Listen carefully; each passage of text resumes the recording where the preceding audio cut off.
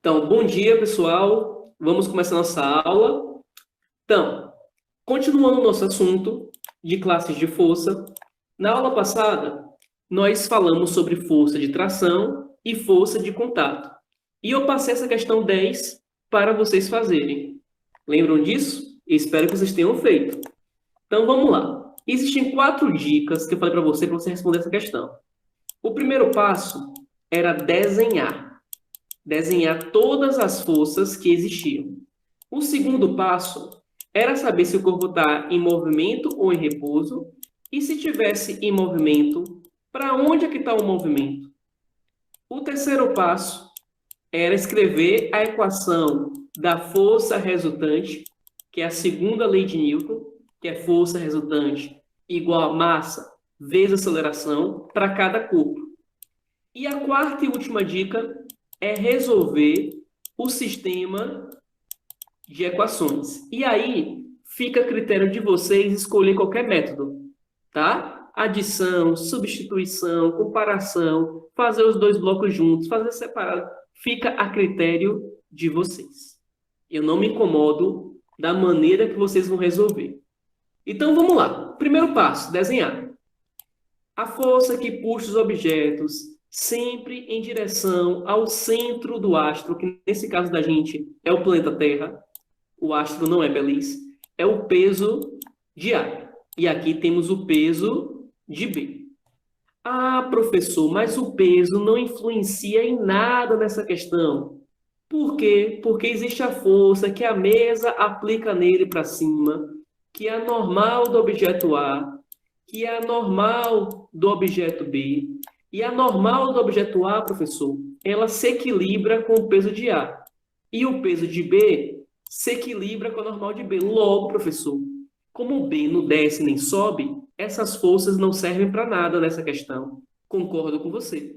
Nessa questão, a força peso e a força normal não servem para nada. Porém, já, quando chegar no nosso assunto de hoje, que é força de atrito, essas forças vão sim servir. Então, é melhor que você aprenda a desenhar, porque daqui a pouquinho você vai usar elas. Aí aqui existe a força de contato, que A aplica em B, e existe a força de contato que B aplica em A. Lembrando que a gente viu na teoria da aula passada que a força que A aplica em B tem o mesmo valor em módulo da força que B aplica em A, porque toda ação tem uma reação de mesmo módulo, mesma direção e sentido contrário. Então, as forças que A aplica em B e a força que B aplica em A são chamadas de força de contato e elas sempre têm o mesmo valor. Elas não são forças iguais, porque uma atua em B, outra atua em A. Porém, elas têm o mesmo valor numérico. Vamos ler a questão. A figura mostra 2 blocos sobre uma mesa lisa, plana e horizontal. Significa dizer que, por enquanto, não tem atrito, até porque a gente não estudou ainda atrito. Já nós estudaremos. Sendo força 1, 42 newtons. Força 2, 17 newtons. Massa de A, 2,2 kg. Massa de B, 2,8 kg. Calcule a força de contato que existe entre os blocos. Bora lá. Primeiro passo é desenhar. Opa, já desenhei. Então, eu posso riscar o primeiro passo. Segundo passo, encontrar para onde está o movimento. Galera, esse movimento está, obviamente, para a direita, né? Professor, por que o movimento está para a direita? Porque 42 é maior do que 17. Se ali fosse 47, aí o movimento seria para a esquerda. Porque 47 é maior do que 42. Alguma dúvida no primeiro e no segundo passo? Desenhar e encontrar para onde está o movimento. Alguma dúvida? Beleza. Terceiro passo. Escrever a equação da força resultante para cada bloco. Ah, professor, eu gosto de escrever para os dois juntos primeiro. Não tem problema. Mas eu vou fazer sempre o passo a passo, porque mais para frente, quando você tentar fazer todo mundo junto, você não vai conseguir. Mas se você quer fazer dessa maneira, pode fazer, porque ainda você consegue fazer. Mais para frente, você vai ver que assim vai ficar bem mais difícil. Vamos lá. São 2 corpos. Então, tem que escrever a equação da força resultante do objeto A, que é a massa do objeto A vezes a aceleração, e tem que escrever a equação da força resultante para o objeto B, que é a massa de B vezes a aceleração. Pergunta: por que a aceleração, eu não botei a aceleração de A e a aceleração de B? Por que na aceleração eu coloquei simplesmente aceleração? Quem sabe me dizer?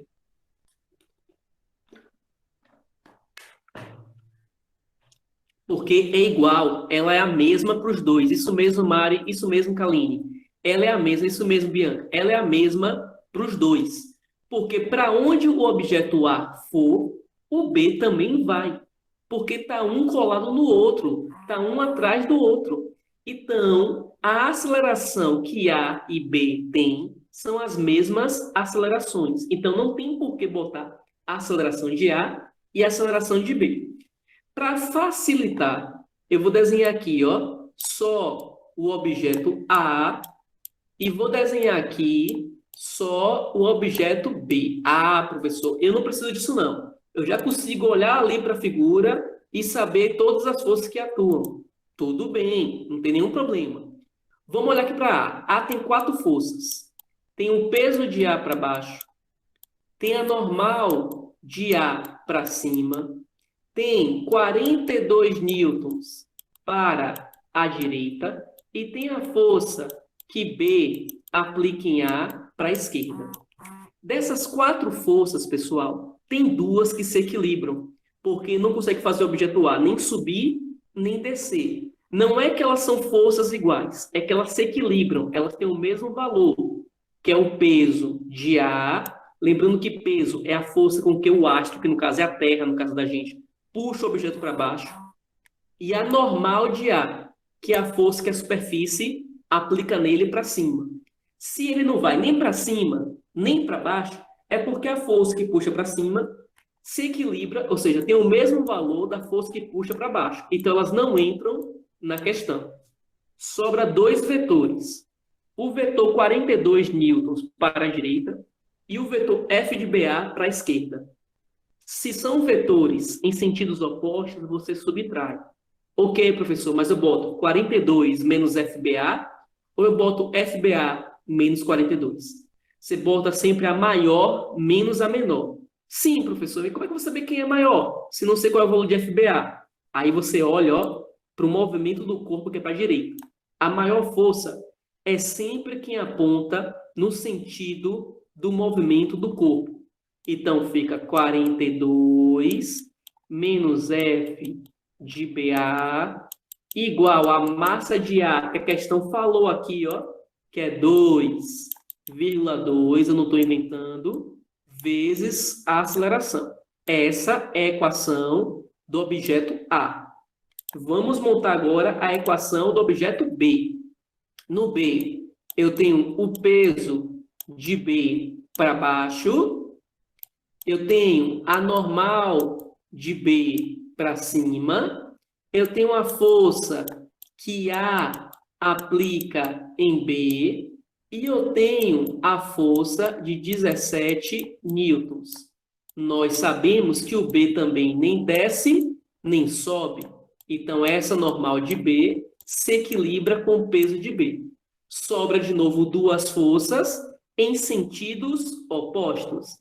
Então, você vai subtrair mais uma vez. E dessa vez, você já deve ter percebido que fica F de AB menos 17 igual a massa de B, que a questão falou que é 2,8 vezes A. Professor, por que F de AB veio primeiro agora? Como é que você sabe que ele é maior do que 17? Porque o F de AB aponta para a direita. Aqui foi o terceiro passo, que é montar as equações. Agora vem o quarto e último passo, que não é física. O quarto e último passo é matemática. Física acabou. Física acabou aí no terceiro passo. O quarto passo é matemática básica. Resolução de sistema. Você resolve sistema da maneira que você achar melhor. Eu, professor Belo. Aí agora, gente, é você pegar e resolver o sistema. O método de resolução, você escolhe. Para mim, tanto faz. Tá bom? Eu vou fazer por adição, que eu acho mais fácil.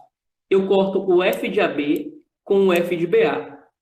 Por que, professor, se são letras diferentes? Porque eles são iguais em módulo, em valor. O f de AB é igual ao f de BA. Sim, Jorge, foi a mesma coisa da aula passada, lembra? Só que eu não vou fazer desse método, porque esse método depois vai ficar mais difícil as questões. 42 menos 17 vai dar 25. 2,2 mais 2,8A vai dar 5. Então, a aceleração vai dar 5 metros por segundo ao quadrado. Aí eu pego a aceleração agora e coloco aqui. Então, fica F de AB menos 17 igual a 2,8 vezes 5. Aí fica F de AB é igual a 14 mais 17. 14 mais 17 dá 31. Quem fez a atividade de casa? Que está corrigindo aí? Alguma dúvida? Que essa era de casa. Alguma dúvida nessa questão? Não? Ok. Vamos, então, para a aula de hoje. A aula de hoje já começa aqui com força elástica. Hoje, nós veremos as duas últimas forças que nós temos, que é a força elástica e a força de atrito. A força elástica também é conhecida como lei de Hooke, tá bom? Não é Hooke o personagem da Marvel, não, tá? É Hooke o cientista, o físico que estudou sobre força elástica, em elásticos ou em mola. A força elástica, ela é uma força sempre contrária à força que você deforma a mola.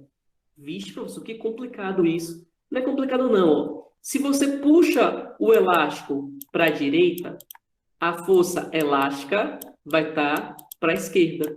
Se você comprime a mola para a esquerda, a força elástica ela vai estar para a direita. A força elástica ela é dita força restauradora. A força elástica sempre tenta fazer o objeto voltar ao tamanho original. Então, imagine que tem uma mola na minha mão. Se eu puxar a mola para fora, a força elástica tenta fazer a mola voltar para dentro, para ela ter o seu tamanho original. Se eu pego essa mola agora e empurro para dentro para comprimir ela, a força elástica atua para fora, para fazer a mola voltar à posição original.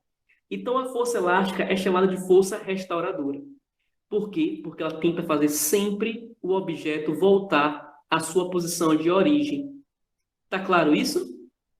A força elástica, ó, se eu puxar essa mola para a direita, a força elástica aqui, que é de vermelho, ó, ela atua para a esquerda. Se eu puxei essa mola ó, com a força peso para baixo, a força elástica ó, atua para cima. Então, a força elástica ela é sempre contrária à força que deforma a mola.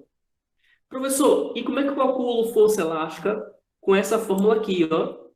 Força elástica é K vezes X. Professor, força elástica se mede como? Toda força se mede em Newton.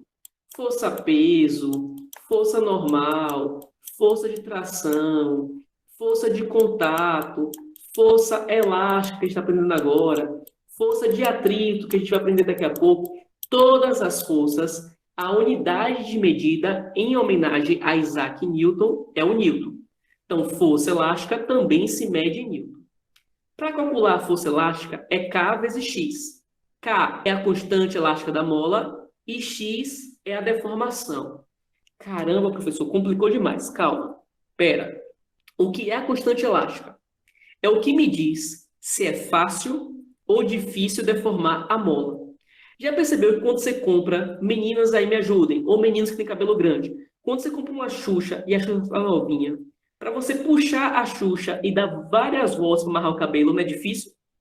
Já quando a Xuxa vai desgastando, vai ficando velhinha, não fica mais fácil?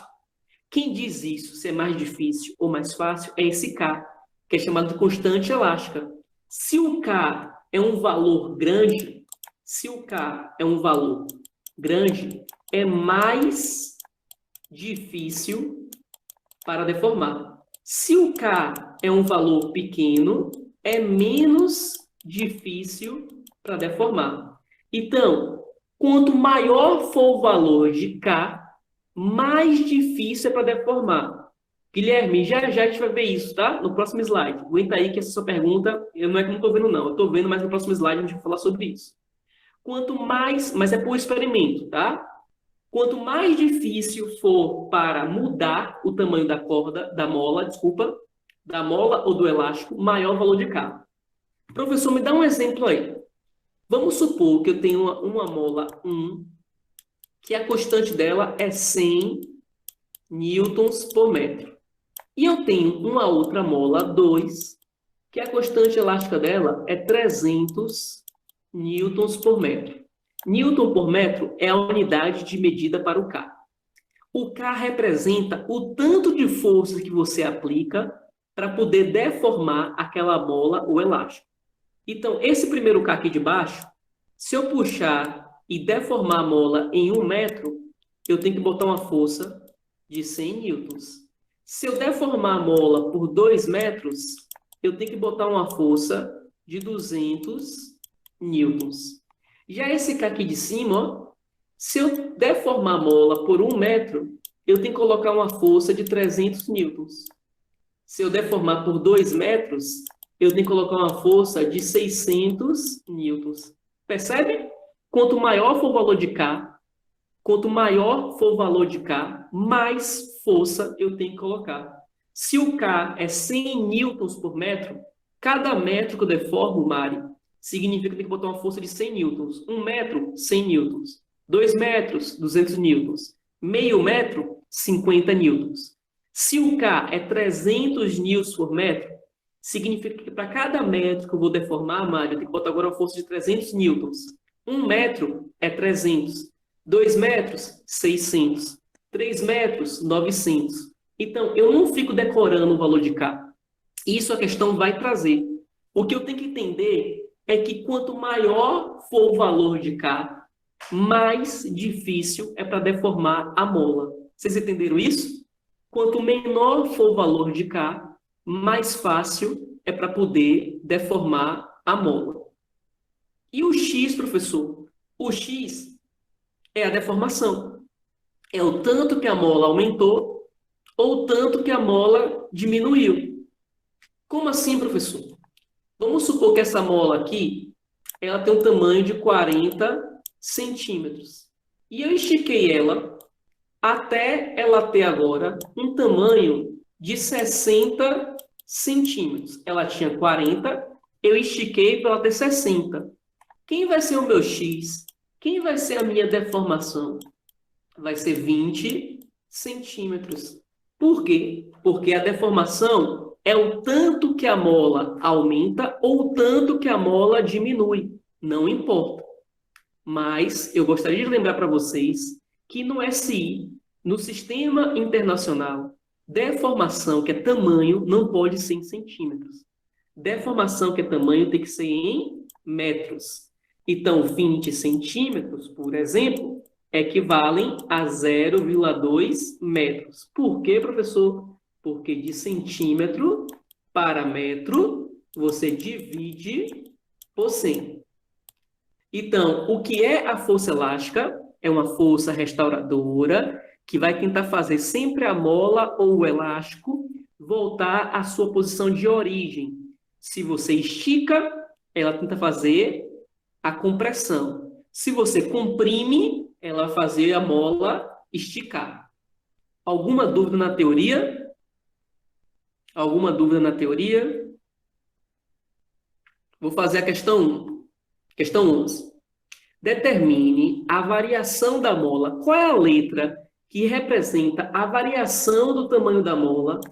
A letra que representa a variação do tamanho da mola é a letra X. Então, o que ele quer que a gente descubra é o X, que possui uma força de 30 newtons. Então, tem alguma pessoa que está puxando a mola com uma força de 30 newtons. E a constante elástica da mola, que é o K, é 300 newtons por metro. Eu vou desenhar para que você entenda, porém você não é obrigado a desenhar. Tá aqui a mola e tem uma pessoa puxando essa mola com uma força de 30 newtons. Se eu desenhar a pessoa puxando a mola para a direita, a força elástica, então, atua para a esquerda. Se você desenhar a pessoa puxando a mola para a esquerda, aí você tem que desenhar a força elástica para a direita. Tudo bem? Então, se eu puxo a mola para a direita com 30 newtons, a força elástica puxa ela para trás com 30 newtons. Porque, pela terceira lei de Newton, toda ação tem uma reação de mesmo módulo. Se eu puxo com 50 newtons para frente, a mola puxa com 50 newtons para trás. E qual é a fórmula da força elástica? É K vezes X. A força elástica é 30, o K é 300 e o X eu não tenho. Logo, o X vai ser 30 sobre 300, corto zero, fica 3 dividido por 30, que dá 0,1 metros. Professor, como é que o senhor sabe que o X está em metros e o X não está em centímetros? Porque a constante da mola, ó, é Newton por metro. E o que é dividido por 2? Como assim, dividido por 2, Maria? Não entendi a sua pergunta. Na fórmula não tem nenhum dividido por 2. A fórmula é K vezes X. Força elástica é K vezes X. Ó, deixa eu botar aqui para você. Aqui, ó. K vezes X. Não. Aí é outra coisa, provavelmente, tá? É energia, em trabalho, que tem fórmula dividido por 2, tá? Em força centrípeta também tem, mas não aqui. Alguma dúvida na questão 11? Alguma dúvida na questão 11? Mas aí já é outro assunto, Mari, nem esse assunto não, tá? Não confunde o povo não, senão o povo vai ficar doido. Agora, ó, Guilherme, é a próxima questão. É isso aí que você perguntou, ó. Uma mola. Isso aqui, ó, Guilherme, é o que se faz na vida real para saber o K, que é a constante elástica dos materiais. É esse procedimento aqui, ó, que se faz na vida real. Uma mola de 20 centímetros é presa no teto. Então, eles pegam, prendem a mola no teto. É assim que faz mesmo, viu, cara? Essa mola aqui, ó, tem 20 centímetros. Claro que você pode pegar qualquer tamanho, mas essa que a questão deu tem 20 centímetros. Nessa mola foi preso um corpo de 4 quilogramas, que deforma a mola até a posição de equilíbrio de 30 centímetros. Então, a mola foi presa nela um objeto de 4 quilogramas, e esse objeto de 4 quilogramas deformou a mola até ela ter um tamanho de 30 centímetros e atingiu o equilíbrio estático. Professor, me lembra aí o que significa equilíbrio estático? Primeira lei de Newton. Equilíbrio estático significa que o objeto está em repouso. Significa dizer que essa mola ali ó, não está indo nem para baixo, nem para cima. Significa que ela está em repouso. Calcule a constante elástica. Calcular a constante elástica, o Guilherme é o que você estava perguntando. Ó, como é que faz isso na vida real? É o que a gente vai saber agora. Então, vamos lá. Primeiro, quem é o X? Quem foi a deformação? A mola tinha 20 centímetros. Agora a mola tem 30 centímetros. É óbvio que vocês sabem que a deformação é 10 centímetros. A deformação não pode ser em centímetros. De centímetro para metro, você divide por 100, que vai dar 0,1 metros. Então, de centímetro para metro, você divide por 100. Primeiro passo, vamos lá, desenhar. Que força puxa esse bloco de 4 kg em direção ao centro do planeta? Como é o nome da força, que é sempre vertical para baixo, puxando em direção ao centro do astro? Exato. Parabéns. Então, aqui, ó, é a força peso. Se o peso puxa a mola para baixo, a força elástica vai tentar fazer a mola voltar para cima, porque a força elástica é contrária à força que deforma a mola. Logo, A força elástica vai ter que ser o mesmo valor da força peso, porque se ele está em repouso, essa mola não vai nem para cima nem para baixo. Se está em repouso, a força que puxa para baixo, que é o peso, tem que ser do mesmo valor da força que puxa para cima. Elas não são forças iguais, elas só têm valores iguais. Força elástica, vocês aprenderam hoje, que é K vezes X. Força-peso, vocês aprenderam desde a semana retrasada, que é massa vezes gravidade. K é o que eu quero. X, que é a deformação, que é o tanto que a mola aumentou ou diminuiu, é 0,1. A massa do corpo é 4. A gravidade, quando não dá a gravidade do planeta, é 10. O 0,1 que está multiplicando, passa para o outro lado dividindo. Fica 40 dividido por 0,1. 40 dividido por 0,1 fica 400. A constante elástica, que é força dividido por deformação, é Newton dividido por metro. Então, essa é a resposta. Questão 12. Alguma dúvida? Entendeu como faz para calcular o valor de K, Guilherme, que você perguntou naquela hora? É dessa maneira que você faz o experimento para saber o K, que é a constante elástica dos materiais.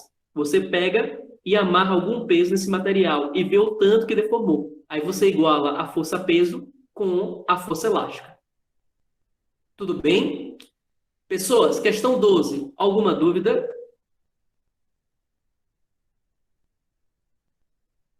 Não? Tá certo. Vamos para a nossa última força de hoje, que é a força de atrito. Essa força é importantíssima no nosso dia a dia. A gente só anda porque existe força de atrito. Se não existisse atrito entre você, que é o seu pé no caso, e o chão, você escorregar tipo desenho animado, ia ficar patinando, patinando, patinando e não ia sair do lugar. Então a gente só consegue andar porque existe atrito. O atrito, ele existe porque não existe nenhum corpo que seja 100% perfeito.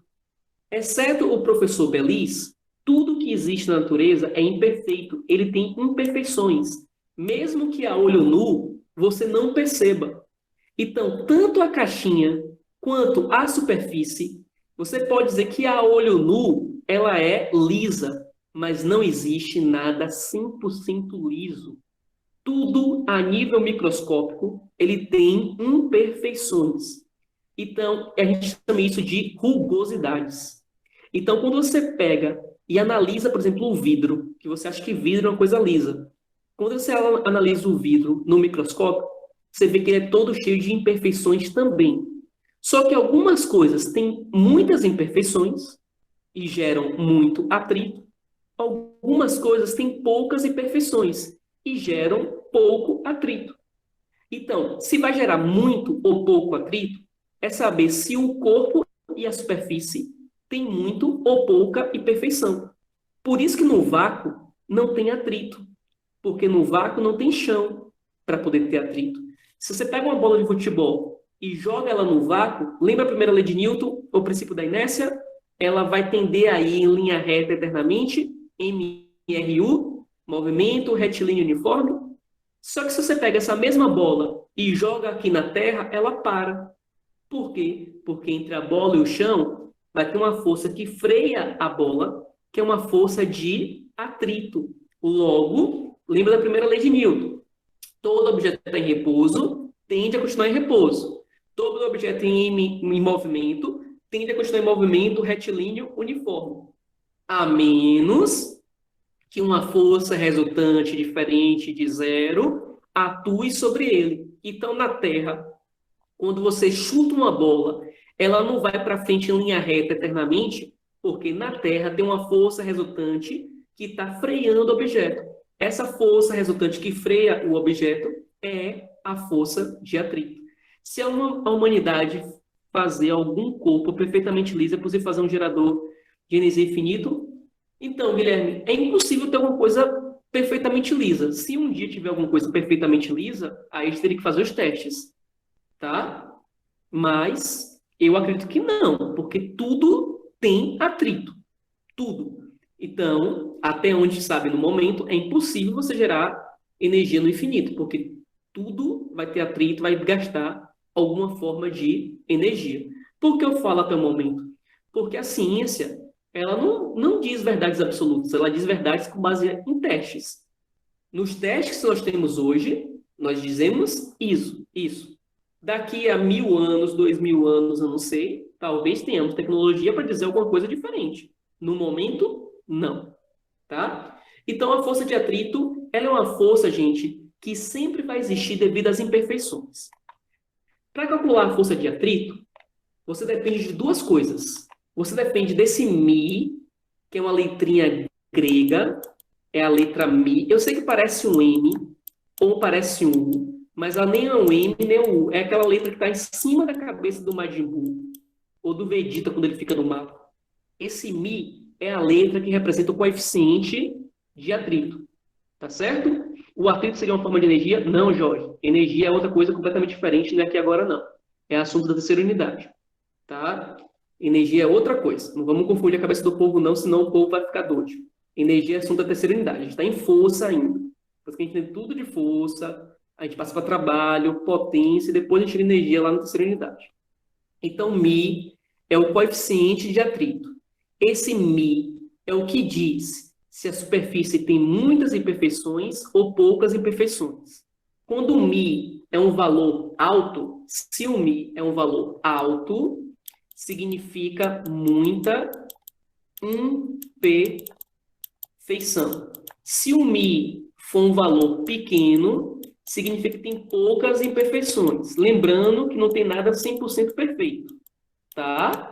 Tudo tem perfeição. Algumas coisas mais, algumas coisas menos. Esse Mi, você não precisa se preocupar em decorar valor. A questão vem dizendo. Você só precisa dizer se o Mi for um valor elevado, vai ter muito atrito. Se o Mi for um valor baixo, vai ter pouco atrito. Tudo bem? O asfalto, por exemplo, ele gera mais atrito do que o paralelepípedo. Já viu que quando está chovendo, o carro ele derrapa mais fácil no paralelepípedo do que no asfalto? Porque o asfalto gera mais atrito, então prende o carro mais no chão do que o paralelepípedo. Porque o coeficiente de atrito do asfalto, que é o Mi, é maior do que o coeficiente de atrito do paralelepípedo. Ah, professor, mas quando está chovendo, também pode derrapar no asfalto, não pode? Pode. Quando você fizer seu exame da autoescola para tirar a carteira de motorista, você vai aprender, vai ter uma aula sobre isso, sobre aquaplanagem, tá? Tudo tem imperfeição, só que quando chove, a água ocupa essas imperfeições da superfície. A água preenche esses espaços. Então, quando a roda do carro passa aqui, vai gerar pouco atrito. Por isso que você na estrada vê, sobre chuva, diminua a velocidade. Por quê? Porque a água preenche o espaço das imperfeições e gera pouco atrito entre a roda e o chão, podendo derrapar. O desgaste do pneu é por conta do atrito? Sim, Jorge, perfeito. O pneu, quando ele vai atritando no chão, quando ele vai girando e rodando no chão, ele vai se desgastando. Quando a gente chama de um pneu liso, é um pneu que ele tem poucas imperfeições, então ele gera pouco atrito. É que nem a sandália havaiana de vocês. Já percebeu que a sandália de vocês havaiana, quando vocês andam demais com a sandália, gasta demais ela, que ela fica com a sola lisa, qualquer coisinha ela desliza e derrapa, porque a sola da sandália fica lisa e gera pouco atrito. É por isso que quando desgasta o pneu de Fórmula 1 escorrega? Sim, Bruno. Perfeito. Perceba que o pneu de Fórmula 1, à medida que a corrida vai passando, que há o desgaste do pneu, ele tem que trocar o pneu, porque gera pouco atrito, ele pode derrapar e sair da pista. Por isso que um carro de Fórmula 1 não começa a corrida e termina a corrida com o mesmo pneu. Ele pode até conseguir ficar com a mesma gasolina, mas pelo menos para trocar o pneu, ele vai ter que trocar. Principalmente, Bruno, se estiver chovendo no dia da corrida. Porque pneus para andar sem ser sobre chuva são diferentes. Perceba que quando está chovendo, um carro de Fórmula 1 ele não atinge mais a mesma velocidade quando está com clima normal. Porque se estiver chovendo, naturalmente vai diminuir o atrito. Então, naturalmente, a velocidade do carro vai diminuir. Aí as pessoas veem a placa na estrada mandando diminuir a velocidade na chuva, e pensam que a placa está dizendo que ela é burra, que ela não sabe dirigir. E não é isso. a placa está dizendo para você que é perigoso dirigir daquela maneira. Por quê? Porque na chuva vai gerar menos atrito. Tá claro? Então, a força de atrito, falando de novo aí para a Kaline, que pediu para falar. A força de atrito, Kaline, é uma força que existe devido às imperfeições dos corpos, tanto do corpo quanto da superfície. Quem mede, Kaline, essas imperfeições é a letra grega μ, que é chamada de física de coeficiente de atrito. Essa letra grega, ela vai dizer se o corpo tem muita imperfeição ou pouca imperfeição. Quanto mais imperfeição tiver, mais atrito vai gerar. Vocês já viram aquele esporte das Olimpíadas de Inverno chamado curling? É um esporte que você joga uma bolinha, uma bola não, é tipo um disco, e vão duas pessoas com um rodo na frente, vai encerando a pista de gelo. Aí o esporte é fazer aquele disco chegar no centro do alvo. Se ele quer que o disco chegue mais rápido, então ele insera mais o chão para diminuir o atrito. Se ele quer que o disco freie, então ele não insera o chão para o disco poder ir parando, freando, até chegar no local que ele quer. Então aquele esporte é total dominação da força de atrito. Aquela lei é física pura, tá? Alguma dúvida até aqui, gente? Até aqui vocês estão entendendo? A força de atrito, ela também depende desse N maiúsculo que você já conhece. Esse N maiúsculo significa força normal. Quanto mais força normal a superfície aplica no objeto, a força normal, lembra? É a força que a superfície aplica no objeto. Quanto mais força normal existir, mais força de atrito vai gerar. Tá certo? E a força de atrito, na maioria das vezes, e a gente vai ver depois qual é a exceção, na maioria das vezes a força de atrito é contrária ao movimento. Se eu puxo a caixinha para a esquerda, a força de atrito atua para a direita. Se eu puxo a caixinha para a direita, a força de atrito atua para a esquerda. Então, a força de atrito, na maioria das vezes, porque depois a gente vai ver que tem exceção, a força de atrito, na maioria das vezes, ela é contrária ao movimento. E você desenha ela sempre contrária ao movimento, bem próximo do chão, por isso que ela está bem pertinho do chão aqui, ó. Por quê? Porque ela é uma força que depende do chão e do corpo.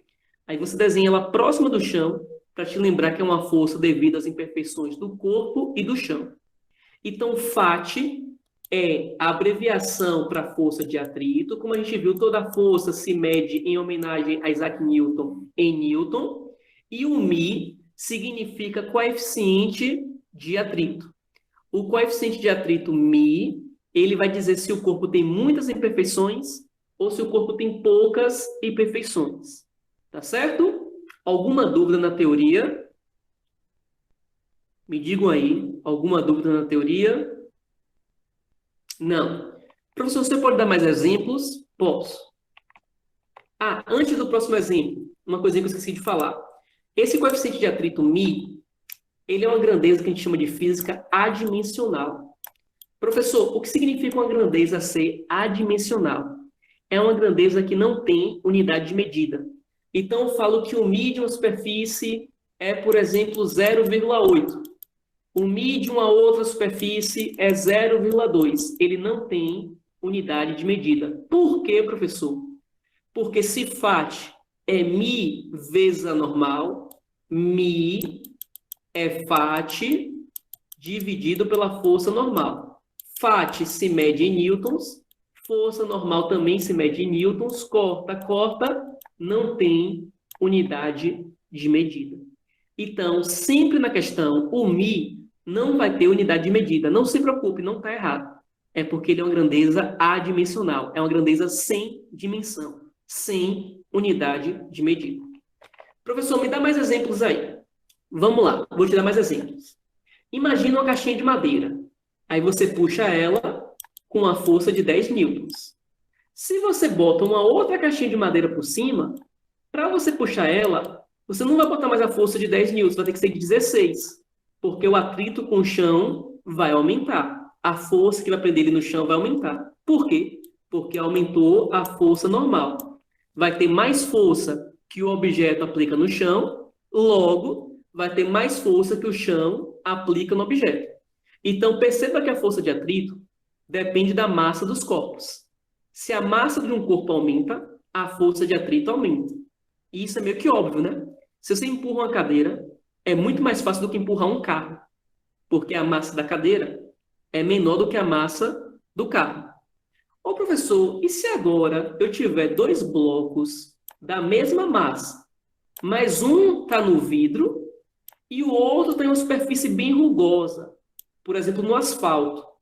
Perceba que no asfalto, a força que você coloca, que aqui nesse caso foi 12 newtons, é maior do que no vidro, que nesse caso aqui foi 5 newtons. Perceba por quê? Porque no asfalto vai ter mais rugosidade.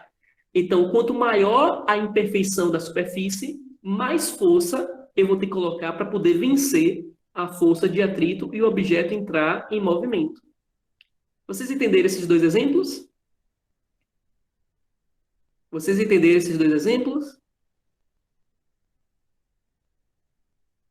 Sim?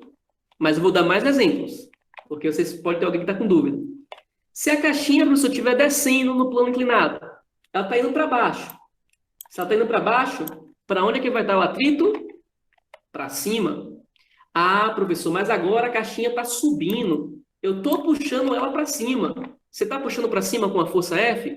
Tudo bem, então agora a força de atrito vai estar para baixo. A força de atrito ela é contrária ao movimento. Certo? Mas, lembra que eu falei que existe uma exceção? Existe uma exceção, e a mais fácil de você entender, a exceção ao andar. Esse é você, ó. Esse palitinho aí é você. Pode ser Breno. Breno é esse palitinho aí. Breno, quando vai andar, ele coloca uma força para trás no chão. Breno empurra o chão para trás com a força F. Então, ó, Breno, você empurra o chão para trás com a força F. Você sabe que toda ação tem uma reação. Quando, Breno, você empurra o chão para trás com a força F, o chão te empurra para frente com a força FAT. Aí agora o FAT está no mesmo sentido do movimento. Quando você anda, o FAT é no mesmo sentido do movimento. Quando você puxar ou quando você empurrar um objeto, quando o objeto deslizar por cima de uma superfície, aí o FAT é contrário ao movimento. Porém, quando você anda, o FAT é a favor do movimento. Então, a exceção é andar. Mari, para andar, Mari, você empurra o chão para trás. Mesmo que você não perceba isso no seu dia a dia, porque você já faz isso automático, para andar, seu pezinho empurra o chão para trás. Se não tivesse atrito, Mari, ia fazer que nem desanimado, ó. Ia ficar deslizando, patinando e não ia sair do lugar. Então, quando você empurra o chão para trás, Mari, o chão segura seu pé e te joga para frente. Essa força que te joga para frente ao andar é o FAT. Nesse caso, ao andar, o FAT é no mesmo sentido do movimento. Porém, quando você puxa uma caixinha, quando você empurra uma caixa, quando você arrasta alguma coisa, aí agora o FAT é contrário ao movimento. Na maioria, em 95% das questões de conta, o FAT que a gente vai fazer vai ser na caixinha. Então, o FAT vai ser contrário ao movimento. Porém, tem algumas questões teóricas que ele pode perguntar sobre o FAT na hora de andar. O FAT na hora de andar não é contrário ao movimento. O FAT na hora de andar é a favor do movimento. Entendeu agora, Mari, que você disse que não entendeu? Me diz aí se você entendeu. Beleza. Professor, existem outras exceções? Existe. Mas eu não vou falar das outras agora para não quebrar a cabecinha de vocês. Por enquanto, só importa essa. Tudo bem? Já percebeu que quando o carrinho tá cheio de coisa dentro dele, é difícil colocar o carrinho em movimento? Agora, depois que o carrinho entrou em movimento, é fácil manter ele em movimento. Já percebeu isso também? Vou repetir. Você está fazendo feira. Aí você está lá empurrando o carrinho de boas no supermercado. Aí você está botando alimento dentro dele. vai botando alimento, mantimento, vai botando um monte de coisa. Aí lá no fim da feira, quando o carrinho tá cheio de coisa dentro dele, o carrinho tá parado, você vai colocar o carrinho para entrar em movimento, você tem que botar uma força grande. Agora, no mesmo momento que o carrinho entrou em movimento, a força parece que diminui, e aí fica mais fácil de empurrar. Não parece, não. É o que acontece na vida real mesmo. É mais difícil colocar algo em movimento do que manter algo em movimento. Isso mesmo, Luiz, é o que ela chama de embalar. Embalou o carrinho, tá fácil de empurrar. Isso, na verdade, gente, é porque existe dois tipos de atrito. Existe um atrito que atua enquanto os corpos estão parados e existe um atrito que atua quando os corpos entram em movimento. A fórmula é a mesma. Nos dois casos, a fórmula é Φ igual a μ vezes a força normal. Só que, enquanto o corpo está parado, o nome da força de atrito é atrito estático. Quando o corpo entra em movimento, o nome do atrito é atrito cinético ou dinâmico. Então, o estático, estático é algo parado, algo em repouso. O cinético ou dinâmico é algo em movimento. E sempre o atrito estático máximo, ele é maior do que o atrito cinético ou dinâmico. Ou seja, é mais difícil colocar algo em movimento do que manter algo em movimento. Professor, me dá outro exemplo aí. Se eu falo de carrinho de supermercado, eu nunca fui no supermercado, professor. Só espero minha mãe trazer as coisas de casa, só como tudo. Mas só espero ela trazer. Me dá outro exemplo aí. O carro quebrou. O carro de alguém faltou gasolina. E o carro está parado lá. Aí você vai empurrar o carro. Sozinho, provavelmente você não consegue empurrar o carro. Eu, por exemplo, não consigo sozinho empurrar um carro. Aí eu chamo outras pessoas para me ajudar. Aí, a partir do momento que a gente consegue colocar o carro em movimento, o atrito deixa de ser atrito estático e passa a ser dinâmico. Aí o atrito diminui. Aí depois que o carro entrou em movimento, perceba que se um ou dois amigos pararem de empurrar, você ainda vai conseguir empurrar. Por quê? Porque agora, para manter em movimento, é mais fácil do que para colocar em movimento. Por isso que quando você está andando de bicicleta e está rápido demais, quando você pedala, não sente a pedalada, provavelmente, Luiz, porque você não está gerando atrito suficiente para poder aumentar a velocidade. Provavelmente. Tá? Teria que fazer um estudo, porque nada a gente pode falar no achismo, mas provavelmente tem relação com o atrito. Por quê? Porque quando gera pouco atrito, a velocidade é pequena. Quando gera muito atrito, a velocidade pode ser grande. Por isso é que as corridas de drafting, você já ouviu falar em corridas de draft, corrida de arrancada? Eles passam cola no pneu dos carros, para poder gerar muito atrito e o carro ter aquelas arrancadas bem grandes. Professor, por que para tentar fazer o carrinho de supermercado parar é mais difícil? Do mesmo jeito, Bruno, para você parar alguma coisa que está em movimento, é mais difícil do que você manter ela em movimento. É a mesma coisa. Para tirar do repouso e colocar no movimento, ou do movimento para o repouso, é mais difícil do que manter algo em movimento. Porque para você colocar em movimento, você aplica um atrito, tem que ser maior do que atrito estático. Tá? Lei da inércia também, né? Porque os produtos estão em movimento, aí puxa. Não entendi muito bem a frase, Jorge. Mas sim, o atrito tem a ver com a lei da inércia. Mas eu não entendi muito bem a frase que você quis dizer. Gente, analisar isso no gráfico fica mais fácil. Vamos ver isso aqui no gráfico. Parece difícil quando você vê o gráfico, mas ele facilita. Vamos lá. Vamos pegar com valores, que com valores acho que vocês entendem mais. Esse eixo aqui, ó, é o eixo da matemática 0, 0. Aqui no eixo X eu tenho a força que você aplica. Aqui no eixo Y você tem o FAT. Todo mundo está vendo esse gráfico aqui da esquerda? Esquece o gráfico da direita. Olha só para o gráfico da esquerda, ó. Porque tem 3 setinhas aí, o gráfico da esquerda. Tudo bem?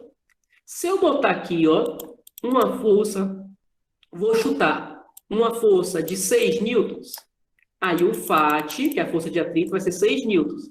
Ele ainda está, ó, em repouso. Se eu aumentar e botar uma força de 10 newtons, o FAT, que vai tentar parar ele, é 10 newtons. Ele vai estar em repouso. Se eu botar aqui uma força de 20 newtons, ele chegou no FAT máximo dele de atrito estático, que nesse caso aqui é 20 newtons. Vai depender de corpo para corpo. A partir desse momento aqui, ó, que eu vou circular para você, esse momento é chamado de iminência do movimento. Esse momento é quando o corpo deixa de ficar parado e passa a entrar em movimento. Perceba que nesse momento o atrito diminui, ó. Se você botar agora uma força de 25 newtons, o atrito, quando você olha aqui no gráfico, vai ser menos do que 20. Vai ser, por exemplo, 18. Então, perceba que o atrito estático tem um valor máximo, que nesse meu exemplo aí foi 20. A partir da força 20, o atrito não cresce mais, porque ele deixa de ser estático, ele passa a ser cinético, ele diminui o atrito. E aí agora, como o atrito diminui, é mais fácil você manter algo em movimento do que para você colocar algo em movimento. Vixe, Belize, muita coisa, muito gráfico, eu não entendi. Faz outro para mim. Faço. Olha para o gráfico agora da esquerda. Todo mundo está vendo o gráfico da esquerda? Se a força for de 6 newtons, o corpo está em movimento ou está em repouso? Se a força for de 6 newtons, o corpo está em movimento ou está em repouso? Exatamente, Luiz. Enquanto estiver nessa reta inclinada, ó, o corpo está em repouso. Se eu botar uma força de 12 newtons, o corpo está em movimento ou está em repouso? Exatamente. Quando eu aplico uma força de 18 newtons, nesse momento, é o que acontece que a gente chama em física de iminência no movimento. Nesse momento, ele vai sair dessa curva inclinada, que é a curva que ele está em repouso, e vai entrar nessa curva reta, que é quando ele entra em movimento. E perceba, ó, que houve uma quebra. A força não cresce mais, ela agora diminui. Então, se eu botar uma força de 19 newtons, o atrito ainda continua 12. Ele não é mais 18, ele cai para 12. E como 19 é maior do que 12, ele entra em movimento. Então, existem dois tipos de atrito. O atrito estático, que só atua enquanto o corpo está parado, e o atrito cinético ou dinâmico, que atua quando o corpo está em movimento. Tanto faz falar dinâmico ou falar cinético. E aí, eu tenho uma curiosidade para vocês. Vocês têm um videogame Xbox? Vocês têm um videogame Xbox? O videogame Xbox, ele tem um aparelhozinho na frente, que é uma câmerazinha, que é chamado aquele aparelho de Kinect. Então, aquele aparelho na frente do Xbox é chamado de Kinect. Kinect é a palavra grega para cinético.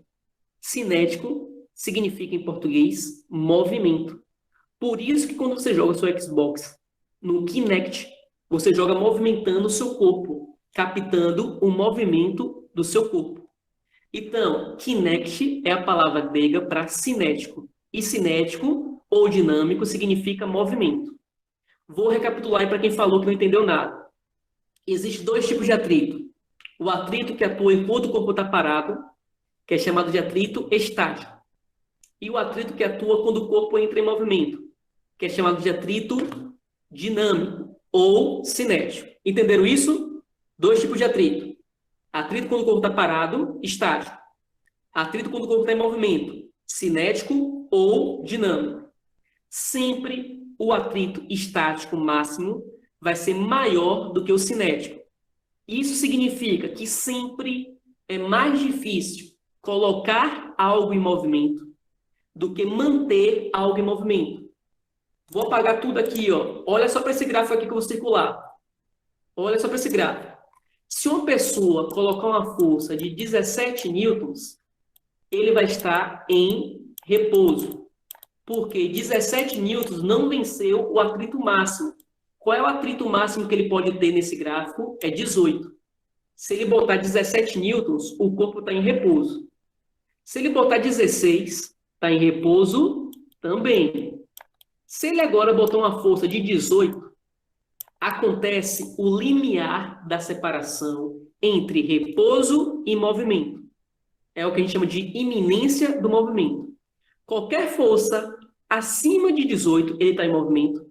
Qualquer força abaixo de 18, ele está em repouso. 18 é o limite, é a iminência. Iminência significa que está prestes a acontecer. Então, ó, a partir de 18, perceba que a partir de 18 o atrito não aumenta. Nesse gráfico, o atrito máximo é 18. Então, se eu botar uma força minha de 20, o atrito não vai subir, vai ter um valor aqui, por exemplo, de 20 também. Não. O atrito fica aqui embaixo, ó, que vai ter um valor de 12. Então, minha força, que foi 20, foi maior do que 12, que foi o atrito, ele entra em movimento. Enquanto o corpo está parado, é atrito estático. Enquanto o corpo está em movimento, é atrito cinético ou dinâmico. E sempre o atrito estático máximo, ele é maior do que o atrito cinético. Ponto. É isso aqui que você tem que entender. Professor, tem como você fazer uma questão para ver se eu entendi realmente? Tem. Vou fazer essa questão aqui para você. Questão 3. Professor, 18 newtons é uma força grande para humanos? Não, Mari. Lembra que a cada 1 quilograma de força, Mari, 1 quilograma de massa, de força não, desculpa, a cada 1 quilograma de massa, a força é de 10 newtons, né? Que é força-peso, não é massa, vezes gravidade. Então, fica 1 vezes 10, dá 10 newtons. Então, 18 é um objeto, por exemplo, de 1,8 quilogramas. E você consegue suspender de boa um objeto de 1,8 quilogramas. Um ser humano tem 50, 60 quilogramas e você consegue suspender. Então, 18 newtons é uma força bem de boaça para os humanos, tá certo? Vamos lá. Um bloco de madeira. Então, ó, vou desenhar aqui o bloco de madeira com massa 10 quilogramas. Então, esse bloco tem uma massa de 10 quilogramas. Está submetido a uma força F que vai colocá-lo em movimento. Então, aqui tem uma força F que vai tentar colocar em movimento.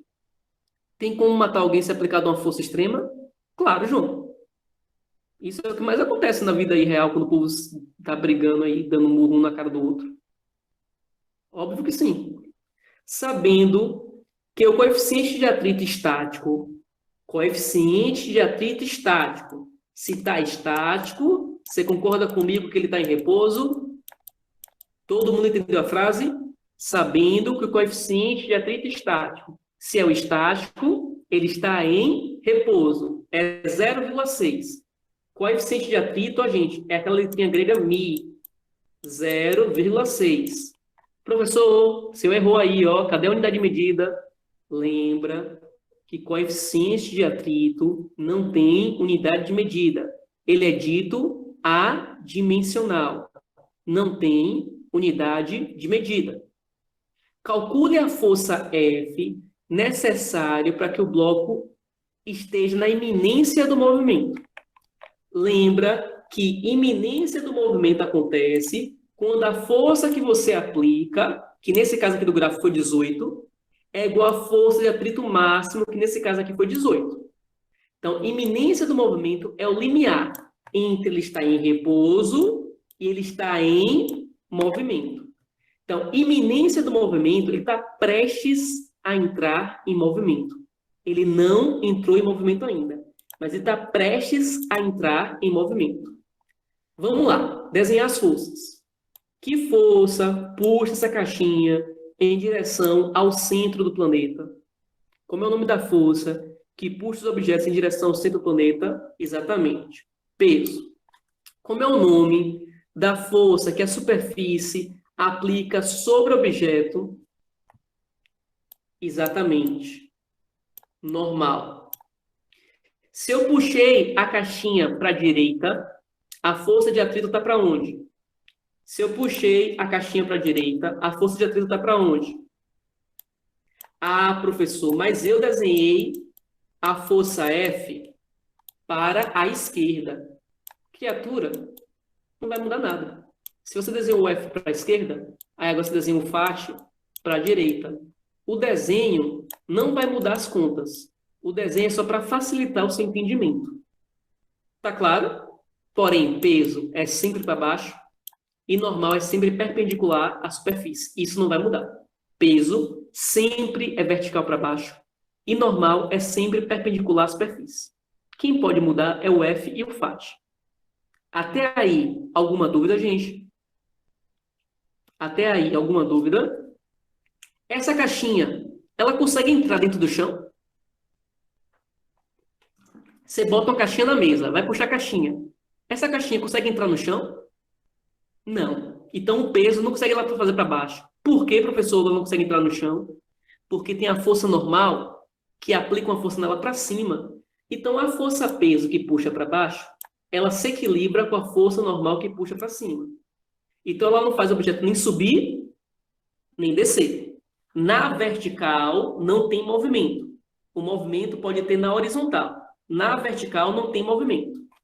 Então, se ele está na iminência do movimento, ele está prestes a entrar em movimento.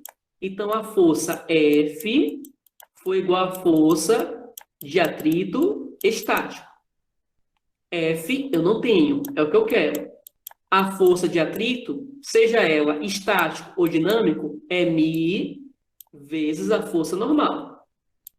O que muda, gente, é só a nomenclatura. A fórmula é a mesma. μ vezes a força normal. Tanto o estático quanto o dinâmico. O que muda é que o estático é quando ele está parado. O dinâmico é quando ele está em movimento. Quando a gente está parado, a força normal que atua sobre a gente é 10? Não, Mari. Porque a força normal, quando está parado, é igual à força peso. Logo, é a sua massa vezes a gravidade. Para ser 10, Mari, a sua massa tem que ser 1. Tá? Que não é o caso.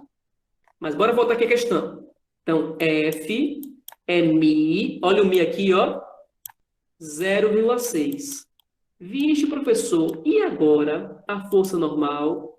Agora, ó, a força normal não foi igual à força peso?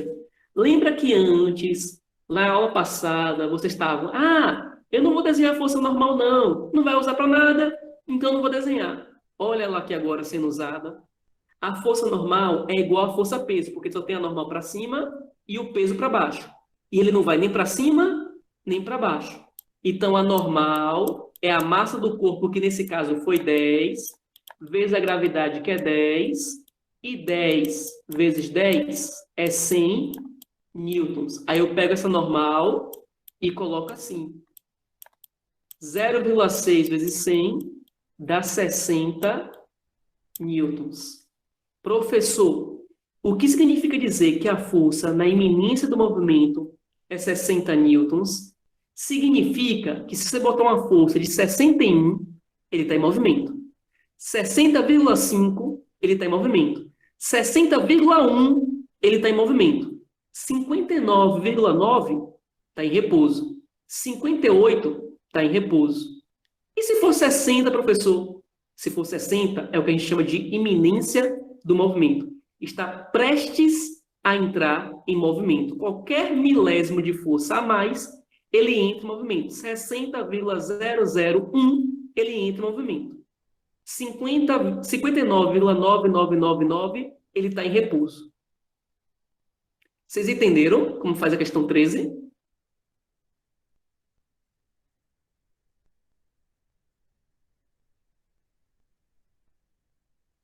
Por isso que era importante desenhar a normal e o peso, tá vendo?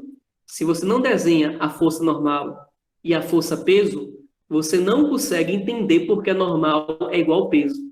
Não é que a força normal é igual à força peso, não é. Porque a força peso é a força que a Terra puxa a gente para baixo. Quer dizer, qualquer astro, né? No caso da gente, o astro, além de Belize, o astro é o planeta Terra. Mas a força peso é a força com que os astros puxam os objetos em direção ao centro daquele astro. A força normal, que é a força tipo vocês, é normal, tipo comum. A força normal é a força que a superfície aplica nos objetos. Tá certo? É só para ver se vocês estão acordados, Ellen, que eu fico sem saber. Vocês às vezes ficam caladinhos aí no chat e eu fico sem saber. Eu solto essas piadinhas assim para ver se vocês estão me ouvindo ainda mesmo. Não, Mari, não, eu não me acho, não. Eu sou, certo? Já passei dessa fase de me achar. Eu sou mesmo.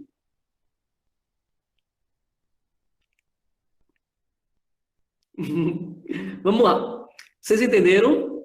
Alguma dúvida nessa questão?